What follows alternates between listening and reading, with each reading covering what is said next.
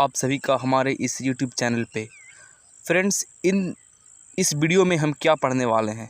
इस वीडियो में हम 10 वर्ड सीखेंगे और वो 10 वर्ड का synonyms, antonyms, parts of speech और एक सेंटेंस के रूप में उसका वो 10 वर्ड का प्रयोग सीखेंगे।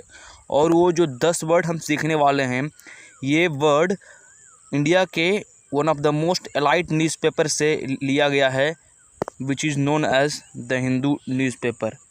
और ये सारे वर्ड जो कि किन किन कॉम्पिटिटिव एग्जामिनेशन के लिए इम्पोर्टेंट हो सकता है, जैसे कि CDS, NDA, SSC, CHSL, CGL, banking, air force, navy and other government level examination.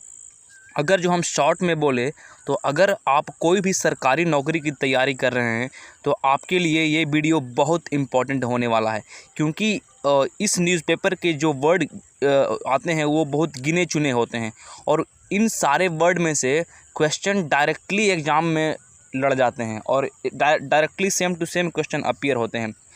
जैसा कि मैं आपको आगे वर्ड के बारे में एक्सप्लेन करूँगा और साथ साथ ये बताऊँगा कि वो प्रीवियस ईयर क्वेश्चन किस एग्ज़ाम में आया है। तो चलिए आगे बढ़ते हैं अपने वर्ड की ओर। सो फ्रेंड्स, आज है 6 मई 2021। So the first word which has appeared on our screen is sever. I put it in a rectangular box. So sever का मतलब होता है क्रम तोड़ना, break off, detach. This is called sever. Synonyms के तौर पे क्या हो गया, जब कोई चीज़ डिटैच हुआ, जब वो ब्रेक ऑफ हो गया तो वो अल्टीमेटली सस्पेंड हो गया, डिसकंटिन्यू हो गया। और एंटोनिम के तौर पे क्या हो गया, for antonym we can take it is maintain. An example, the notice itself may be sufficient to sever the joint tenancy. ये हो गया हमारा एग्जाम्पल। और सेवर एक वर्ब है, पार्ट्स ऑफ स्पीच। अब हम बढ़ते हैं अपने सेकेंड वर्ड की ओर। Second word which has appeared on our screen is transient. Transient, it's parts of speech is adjective and Hindi meaning is क्षणिक। इसका एक्चुअल मीनिंग होता है short lived, transient. And again let me remind you guys, this is previous year question which has been asked in NDA written examination. Transient का मतलब होता है transitory. Synonyms हो गया temporary, short live.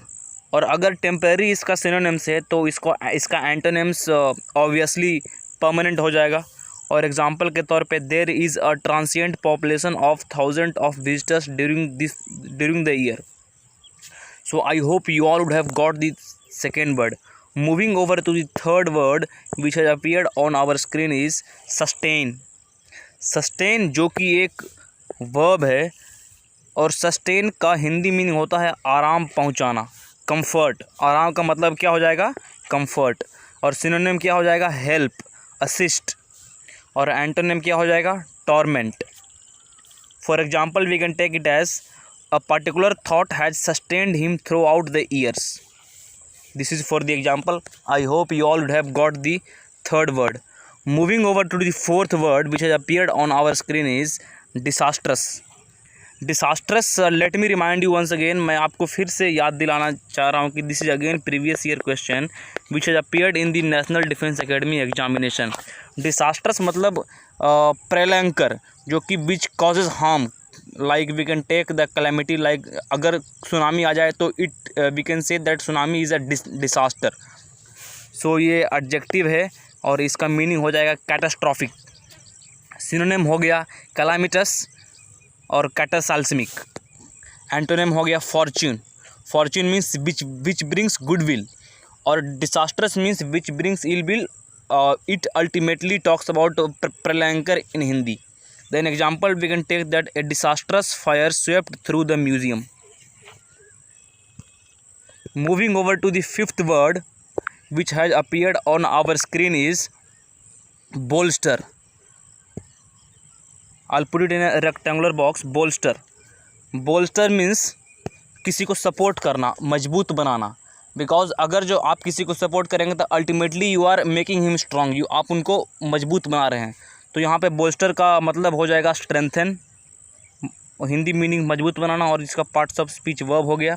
Synonyms, it is again support as I told it earlier. reinforce.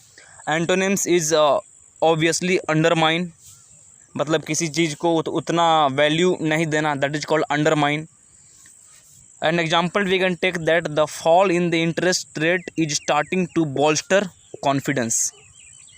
I hope everyone would have got the fifth word. Moving over to the sixth word which has appeared on our screen is overwhelming.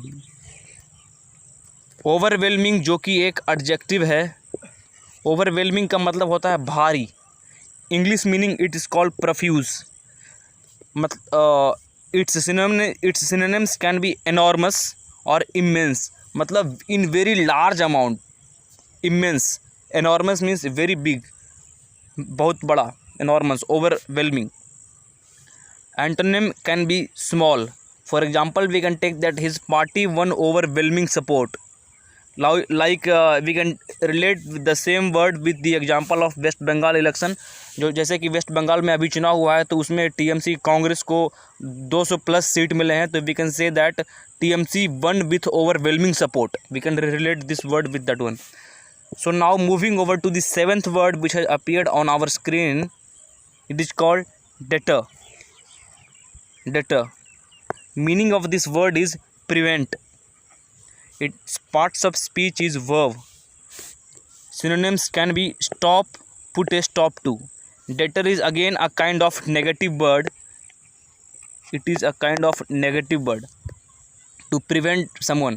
Like this we can relate it with COVID-19 pandemic. We can say this COVID-19 has deterred the growth of our own country in the field of development and science and technology and other things. Its antonym could be obviously encouraged. Then example we can take that strategists think not only about how to deter war but about how war might occur. I hope everyone would have got the seventh word. Now we are moving over to the eighth word. Eighth word जो आपके screen पे है, इसका मतलब होता है, word है stern. Stern का मतलब सीरियस, बहुत गंभीर. Parts of speech adjective. Stern, late me remind you once again that this is again previous year question in National Defense Academy. It has appeared already. So stern का मतलब क्या होता है? Serious. इसका एक कुछ और मीनिंग मैं आपको बता दे रहा हूँ. कुछ एक होता है solemn. अगेन ये प्रीवियस ईयर क्वेश्चन आया हुआ है. स्टर्न का मतलब होता है solemn. सिनोनिम हो गया unsmiling, frowning. एंटोनिम हो जाएगा genial. For example, we can take that a smile transformed his own stern face. I hope everyone would have got the eighth word. Moving over to the ninth word which has appeared on our screen. Ninth word is shun. S-H-U-N. Shun meaning is avoid. Hindi meaning is bachna and its parts of speech is verb. For synonyms we can take it as evade, eschew. For antonym हो जाएगा अपना accept. Example के तौर पे we can take that she shunned fashionable society. I hope everyone would have got this ninth word. Now the last and final word for the today is hostile, and this is again a repetitive word.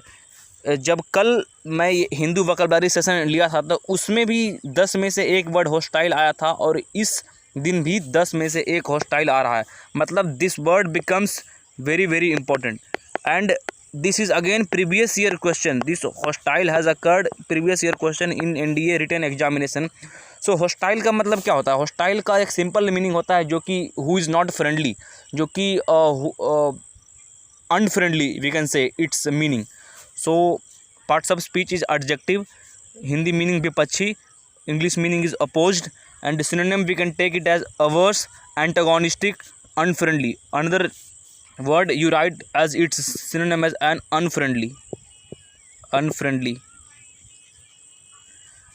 And antonym is in favor of, supporting, friendly or amicable.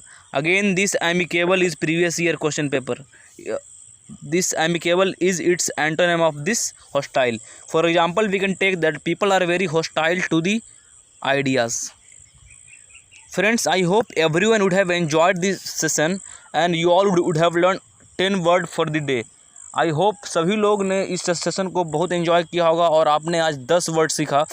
So friends, do comment in the comment section how was this session and whether you like more session in future also. So please, if you are new to the channel, please like, subscribe and share to our channel. Please recommend this channel to your friends, because in this we are covering top 10 vocabularies and all questions are directly appearing from this vocabulary. जैसा कि आपको मैं प्रत्येक word बताते बताते मैं बताया कि क्या ये प्रीवियस ईयर में आया हुआ है कि नहीं. So thank you friends for tuning till the end. Thank you. जय हिंद.